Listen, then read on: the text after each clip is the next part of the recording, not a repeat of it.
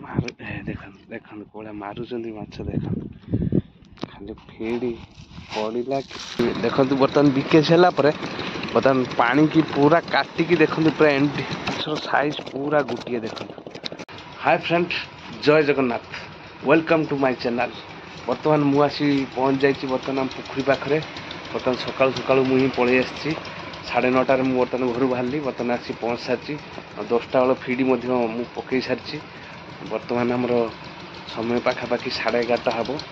ବର୍ତ୍ତମାନ ମୁଁ ଯାଇଥିଲି କାଉଣ୍ଟରରୁ ବର୍ତ୍ତମାନ ବିକେସି ନେଇକି ବି ମଧ୍ୟ ପଳେଇ ଆସିଲି। ବର୍ତ୍ତମାନ ବିକେସି ଆମର ପଡ଼ିବ ଆଉ ଚାଲନ୍ତୁ ଆଜିର ବ୍ଲଗ୍ଟି ଷ୍ଟାର୍ଟ କରିବା। ହଁ ବ୍ଲଗ୍ଟି ଷ୍ଟାର୍ଟ କରିବା ପୂର୍ବରୁ ନିଶ୍ଚିନ୍ତ ଭାବରେ ଖାସ୍ କରି ସବସ୍କ୍ରାଇବ୍ କରିବେ, ପାଖରେ ଥିବା ବେଲ୍ ଆଇକନ୍ଟି ବଜାଇଦେବେ ଏବଂ ବ୍ଲଗ୍ଟି କଣ୍ଟିନ୍ୟୁ କରିବେ। ଆଉ ଚାଲନ୍ତୁ ଆଜିର ବ୍ଲଗ୍ଟି ଷ୍ଟାର୍ଟ କରିବା।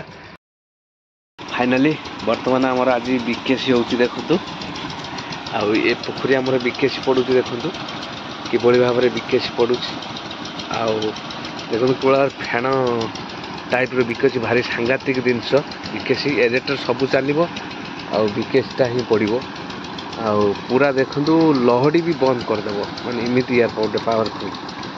ଆଉ ପାଣିରେ ଥିବା ବ୍ୟାକ୍ଟେରିଆ ଗୁଡ଼ାକୁ ମାରିଦେବ, ତା ସହିତ ପାଣି ମଧ୍ୟ କ୍ଲିନ୍ କରିବ, ପାଣି ମୁଟାକୁ ବି ପତଳା କରିବ। ଆଉ ଏମିତି କିଛି ବହୁତ ରିଜିନ୍ ରହିଛି ଯାହାଫଳରେ ପୋଖରୀ ପାଇଁ। ଆଉ ଏପଟରେ ଦେଖନ୍ତୁ ସେ ଆରପଟ ପୋଖରୀ ପାଇଁ ମଧ୍ୟ ବିକେସି ଯୋଡ଼ା ହେଇକି ରହିଛି 3 ଲିଟର। ଆଉ ଫାଇନାଲି ବର୍ତ୍ତମାନ ରଞ୍ଜନ ଭାଇ ମୁଁ ବର୍ତ୍ତମାନ ଆସିଛି ପମ୍ପ ମାରିବା ପାଇଁ। ଦେଖନ୍ତୁ ବର୍ତ୍ତମାନ ପମ୍ପ ମାରିଦେଲୁ ଆଉ ବର୍ତ୍ତମାନ ପମ୍ପ ଚାଲିଲା ଦେଖନ୍ତୁ। ଏପଟେ ଆମର ରଞ୍ଜନ ଭାଇ ବନ୍ଧାବନ୍ଧି କରୁଛନ୍ତି। ବର୍ତ୍ତମାନ ପମ୍ପ ମାରିବା ପାଇଁ ଆସିଥିଲି। ବର୍ତ୍ତମାନ ପମ୍ପ ମରା ହେଲା ଏବଂ ଏ ପୋଖରୀ ମଧ୍ୟ ପାଣି ଦିଆଗଲା। ଆଉ ବର୍ତ୍ତମାନ ଟାଇମ୍ ମଧ୍ୟ ହେଇଗଲାଣି। ବର୍ତ୍ତମାନ ଯିବା ଟ୍ରେ ଟେକିବା। ଆଉ ସମୟ 12ଟା ହେଲାଣି। ଆଉ ବର୍ତ୍ତମାନ ଟ୍ରେ ଟେକିବା ଏବଂ ଦେଖିବା ଫିଡ୍ ଖାଇଛନ୍ତି କି ନାହିଁ ମାଛ ଏବଂ ଟ୍ରେ ଟେକି ଏରେଟ ବର୍ତ୍ତମାନ ମରାଯିବ। ଆଉ ଚାଲନ୍ତୁ ବର୍ତ୍ତମାନ ଟ୍ରେ ଟେକିବା ଆଉ ଭିଡ଼ିଓଟି କଣ୍ଟିନ୍ୟୁ କରିବେ, ବ୍ଲଗ୍ଟି କଣ୍ଟିନ୍ୟୁ କରିବେ ଏବଂ ଶେଷ ଯାଏଁ ଦେଖିବା ପାଇଁ ଚେଷ୍ଟା କରିବେ। ଆଉ ନିଶ୍ଚିନ୍ତ ଆମକୁ ସପୋର୍ଟ କରିବେ।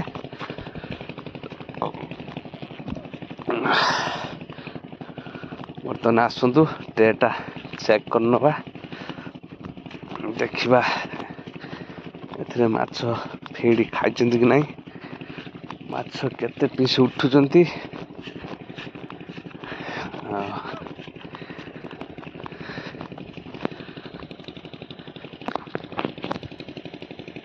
ଖାଲି ବର୍ତ୍ତମାନ ଦେଖିନେବା ଟ୍ରେଟା ଆଉ ଫିଡ୍ ମାଛ ଖାଇଛନ୍ତି କି ନାହିଁ ଦେଖିବା। ବର୍ତ୍ତମାନ ଟ୍ରେଟା ଉଠେଇକି ଦେଖନ୍ତୁ ପାଖାପାଖି ମାଛ ଦେଖନ୍ତୁ, ପାଖାପାଖି 10-15 ପିସ୍ ମାଛ ଉଠିଛନ୍ତି ଦେଖନ୍ତୁ। ମାଛର ସାଇଜ୍ ପୁରା ଗୋଟିଏ ଦେଖନ୍ତୁ, ପୁରା ଗୋଟେ କ୍ୱାଲିଟିର ମାଛ ସାଇଜ୍। ଆଉ ଦେଖିଲେ ମାଛ କିଭଳି ଭାବରେ ସାଇଜ୍ ଅଛନ୍ତି ଦେଖନ୍ତୁ। ଆଜି ତ ସାମ୍ପଲିଂ ହେଇଛି ମାଛ 15 ଗ୍ରାମ ହେଇଛି। ଏପଟେ ରଞ୍ଜନ ଭାଇ ଆମର ଏରେଟର ମାରିକି ଆସିଲେଣି। ଆଉ ଏରେଟର ବର୍ତ୍ତମାନ ମରା ହେଇଗଲା। ବର୍ତ୍ତମାନ ଫିଡ୍ ପଡ଼ିବ ପୁଣି ଯାଇକି 1 ବେଳେ ଏରେଟର ବନ୍ଦ ହେବ, 1:30 ବେଳେ ଫିଡ୍ ପଡ଼ିବ। ଚାଲନ୍ତୁ ବର୍ତ୍ତମାନ ବସାକୁ ଯିବା। ସିଏ 2ଟା ପୋଖରୀ ଆଜି ତ ଆମର ବିକେସି ହେଲା। ଆଉ ସିଏ ବର୍ତ୍ତମାନ କଣ୍ଟିନ୍ୟୁ ଚାଲିବ 4:30 ଯାଏ ବର୍ତ୍ତମାନ ଚାଲିବ ଏରେଟର। ଆଉ 4:30ରେ ବନ୍ଦ ହେଇକି 5ଟା ଯାଏଁ ଫିଡ୍ ପଡ଼ିବ। ତା ଦେହରେ 2 ପର ମିଲ୍ ଫିଡ୍ ପଡ଼ିବନି, ଯେଉଁ 2ଟା ମିଲ୍ 1:30ଟାରେ ଯେଉଁ ଫିଡ୍ ପଡ଼ିବା କଥା ପଡ଼ିବନି, ଆଉ ଡାଇରେକ୍ଟରେ ପଡ଼ିବ ଯେହେତୁ ବିକେସି ହେଇଛି। ଆଉ ବିକେସି ଟିକେ ହାର୍ଡ଼ ଷ୍ଟୋକ୍ ବାଲା, ତେଣୁକରି ଟିକେ ଭାରି ପାୱାରଫୁଲ୍ ବାଲା, କେମିକାଲ ଭାଗ ଯେହେତୁ ବେଶୀ ଅଛି, ତେଣୁକରି ବର୍ତ୍ତମାନ ଏରେଟଟା ଅଧିକ ସମୟ ହିଁ ଚାଲିବା ଦରକାର। ଏପଟ ଜାଣିଥିବେ ଆମର 2ଟା ପୋଖରୀ ଭାଇରସ ଜନିତ ସମସ୍ୟାରେ ଯାଇଛି। ଆଉ ମାନେ 2ଟା ଯାକ ବଡ଼ ବଡ଼ ପୋଖରୀ ପଳେଇଲା, 3ଟା ପୋଖରୀ ଯାଇଛି, ଏଠି 2ଟା ଯାଇଛି ବଡ଼ ବଡ଼ ପୋଖରୀ, ସେଠି ଗୋଟେ ମାନେ ଛୋଟ ପୋଖରୀ ସବୁ ରହିଗଲା, କିନ୍ତୁ ବଡ଼ ପୋଖରୀ ସବୁ ଆମର ଆଜି ପଳେଇଲା, ଯେଉଁ କଟିଗଲା। ଆଉ ଏଇଭଳିଆ ପରିସ୍ଥିତି। ଆଉ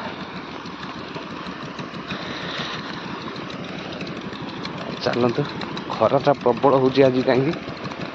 ଆଉ এই ଦେଖନ୍ତୁ ବର୍ତ୍ତମାନ ବିକେଜ ହେଲା ପରେ ବର୍ତ୍ତମାନ ପାଣିକି ପୁରା କାଟିକି ଦେଖନ୍ତୁ ପୁରା ଏଣ୍ଡି ଯେଉଁ ଆମର ଏଣ୍ଡି ଭଳିଆ ସବୁ ଭାସିକି ବର୍ତ୍ତମାନ ଲାଗିଯିବ ବର୍ତ୍ତମାନ ସାଇଟ୍ର।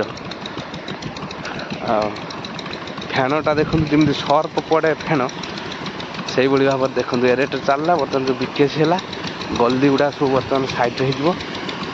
ଏଭଳି ଭାବରେ ପାଣି ପୁରା କାଟିଦେବ ନା, ଆଉ ପାଣିଟା ମୁଟାକୁ ପତଳା ହିଁ କରିଦେବ। ଆଉ ବର୍ତ୍ତମାନ ଚାଲନ୍ତୁ ବର୍ଷାକୁ ଯିବା। ଫାଇନାଲି ଦେଖନ୍ତୁ ବର୍ତ୍ତମାନ ମୁଁ ଫିଡ୍ ପକାଇବା ପାଇଁ ବର୍ତ୍ତମାନ ଆସି ପହଞ୍ଚି ଯାଇଛି। ଆଉ ମାଛ ପୁରା ମାନେ ଖାଇବା ପାଇଁ ଦେଖିବେ ମାଛ କେଉଁଭଳି ଭାବରେ ନିହାତି ମାରିବେ। ମୁଁ ଖାଲି ଫିଡ୍ ଡଙ୍ଗାରେ ବସିଲି ସେ କେଉଁଭଳିଆ ଡେଉଁଥିଲେ ଦେଖିଥାନ୍ତେ। ଆଉ ମୁଁ ମୋବାଇଲ କାଢ଼ୁ କାଢ଼ୁ ସେ ମାନେ ମାଛ ଅପେକ୍ଷାରେ ଅଛନ୍ତି। ଖାଲି ମୁଁ ଫିଡ୍ ପକେଇବି ମାନେ ସେ ଭଳିଆ ହେବେ ଦେଖିବେ। ଖାଲି ମୁଁ ଫିଡ୍ ପକାଏ ଦେଖିବେ ଆପଣମାନେ।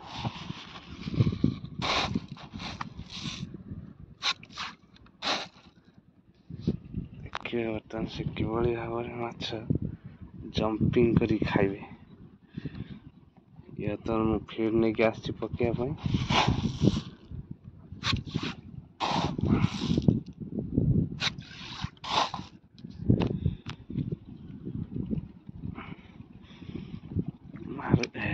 ଦେଖନ୍ତୁ କୋଉଭଳିଆ ମାରୁଛନ୍ତି ମାଛ ଦେଖନ୍ତୁ। ଖାଲି ଫିଡ୍ ପଡ଼ିଲା କି ଓଭର ହେଇଯାଇଛି।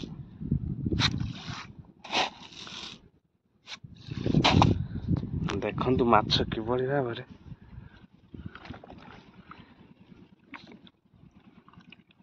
ଦେଖନ୍ତୁ ବର୍ତ୍ତମାନ ଫିଡ୍ ପକେଇବି ନା କୋଉଭଳିଆ ଜମ୍ପିଂ କରି ଖାଇବେ ଟିକେ ଦେଖିବେ ଖାଲି।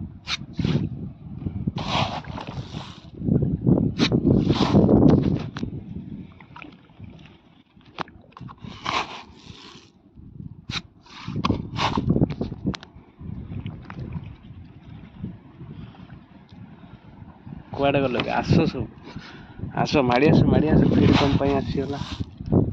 ମାଡ଼ି ଆସ ସେ ବର୍ତ୍ତମାନ ଭିତରେ ସବୁ ଖାଉଛନ୍ତି କାହିଁକି ନା ହେତେ ଆସୁନାହାନ୍ତି।